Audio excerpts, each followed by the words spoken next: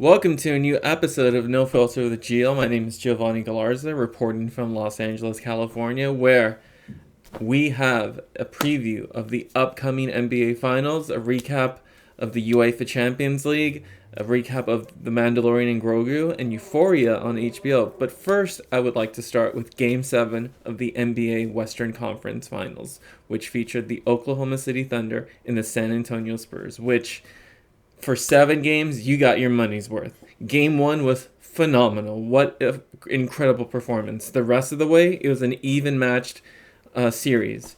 Well, it came down to a Game 7 in Oklahoma City, and the San Antonio Spurs were victorious.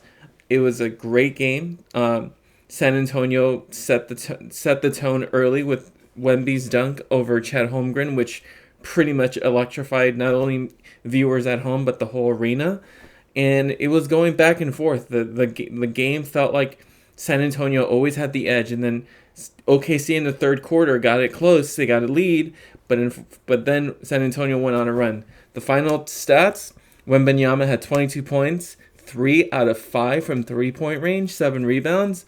Julian Champagne had 20 points, 6 out of 10 on 3 points, and 6 rebounds. Rookie Dylan Harper, who last year was at Rutgers, is playing in the Western Conference Finals. Off the bench, he gets 12 points and 2 of 3 from three-point range, and he was phenomenal in that fourth quarter. He played so well. Oklahoma City, SGA, Shai Gilgeous-Alexander, had 35 points, 12 of 21 from field goals, which is pretty efficient for his range. Unfortunately, the closest second scorer for the Thunder was Cason Wallace, who had 17 points, but Cason Wallace kept hitting big three after big three. He was 5 for 9 from three-point range.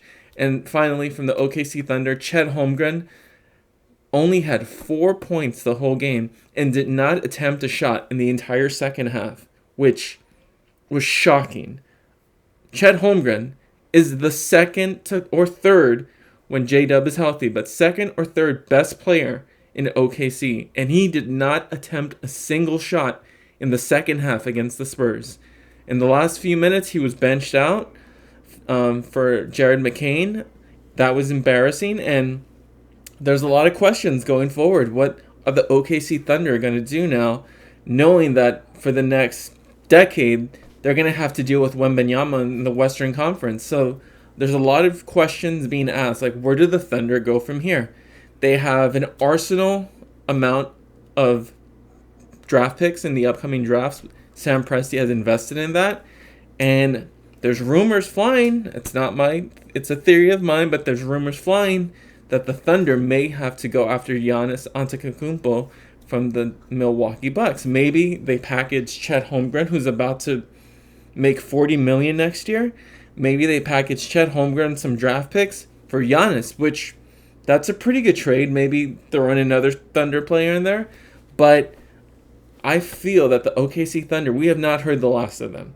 They will be back. Their GM, Sam Presti, is too talented, too methodical to just let this series go and think that the status quo is going to get to the NBA Finals. I think now they got a preview of what the future looks like with Wemby dominating them.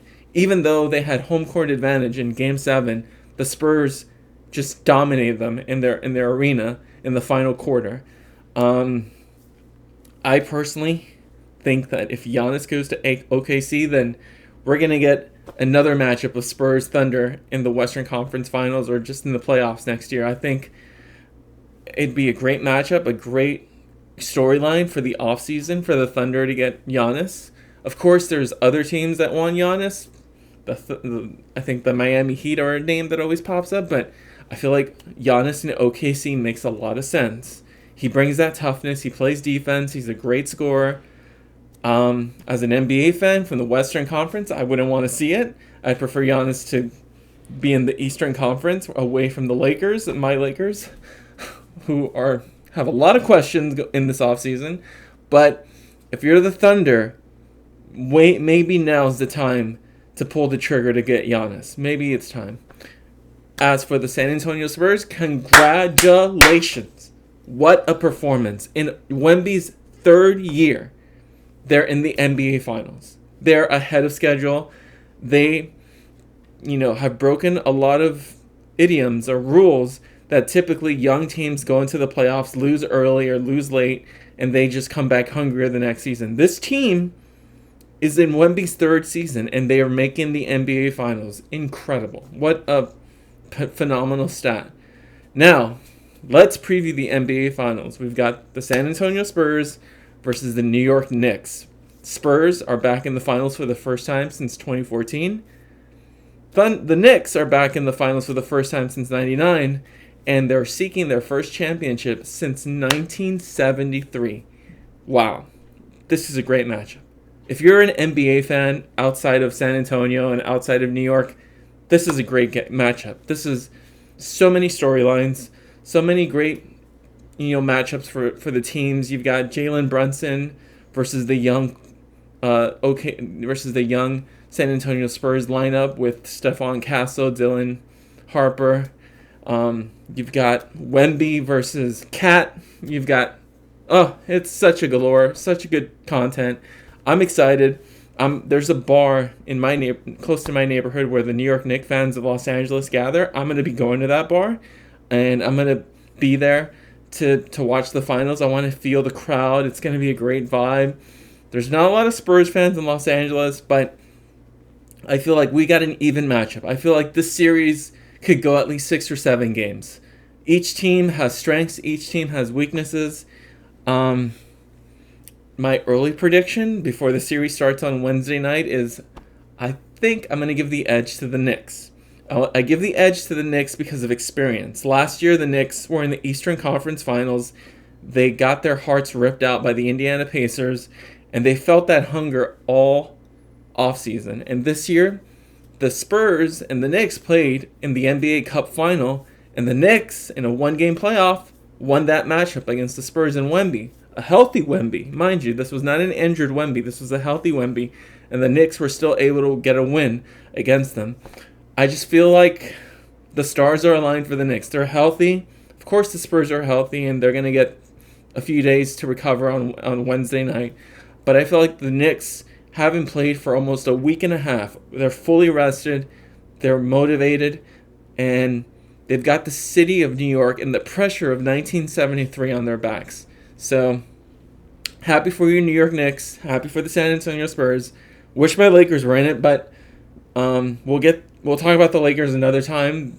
Right now, it's not that time. Right now, it's all about the Knicks, and it's all about the Spurs. And congratulations to both fan bases. Congratulations to the NBA fans who are going to get a great matchup. I will be tuning in. I am fascinated to see what the ratings look like because you got a small market team in San Antonio versus a big market New York Knicks. How that translates to an audience. I'm hoping people tune in. I'm excited. I think it's going to be great cinema, and hopefully it leads to an all-time matchup, so we'll see. Right before I finish sports, I do want to talk about yesterday's UEFA Champions League final against Arsenal versus PSG, or Paris Saint-Germain, whatever. I'll say PSG because it's just shorter. But what a great game. A great game for PSG, not for Arsenal.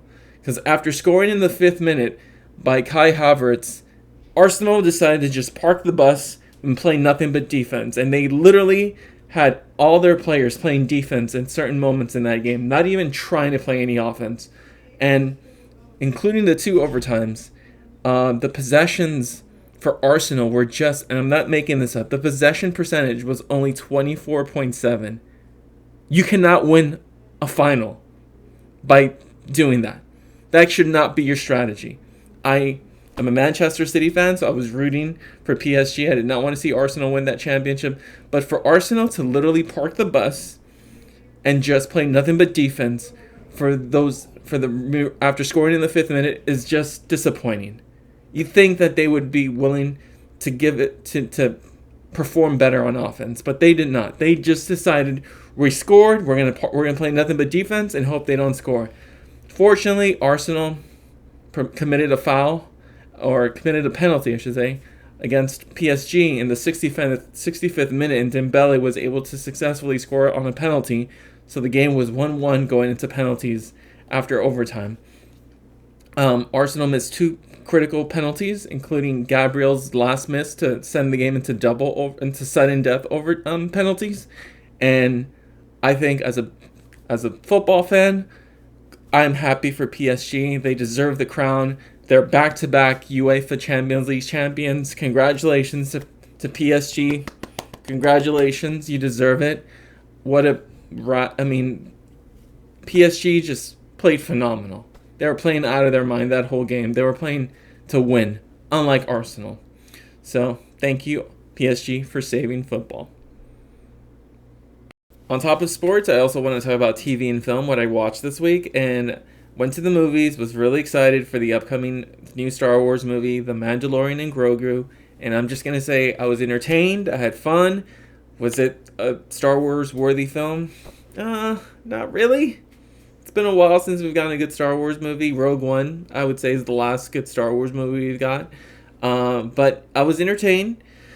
If you're a fan of the TV show The Mandalorian and Grogu, I think you'll be entertained as well. It feels like this movie was 2 episodes combined into one, and it felt like a lot of the storytelling was geared towards families. It's Disney, I get it. It's families. It's a very family-friendly movie. There's a lot of little cute moments with Grogu and his little side characters. So I could see why Disney would put this out and give it such praise. But I had a good time. I would definitely see it in the theaters. There's a lot of great action sequences in the movie, and I think if you're a fan of Star Wars, just go into this movie with the expectations that it's The Mandalorian. You're not going to see Jedi. You're not going to see Darth Vader. It's not going to have the John Williams score. It's just your 2026 Star Wars version movie that you should enjoy because now you have a family and it's a good time. So that's my review. I personally liked it, but I'd say, once it starts streaming, that'd be a good time to watch it too. Okay, Sunday night, about to watch the final episode of Euphoria Season 3. It's rumored that this potentially may be the final episode of Euphoria because the show is just so hard to film, especially with all the young talent on the show becoming stars. It's been rumored, I'm about to find out, that the final episode is 90 minutes of this season, so we'll see. There's a lot of storylines that are closing in that have been blended together and are going to be finalized, so we'll find out. Well, that was No Filter with Gio, episode number 5. Thank you for tuning in. Thank you for watching, and I hope to see you next week to talk about the NBA Finals and, of course, to talk about more movies and TV, film, and sports. Thank you so much for your time. Have a great week, everyone. Thanks.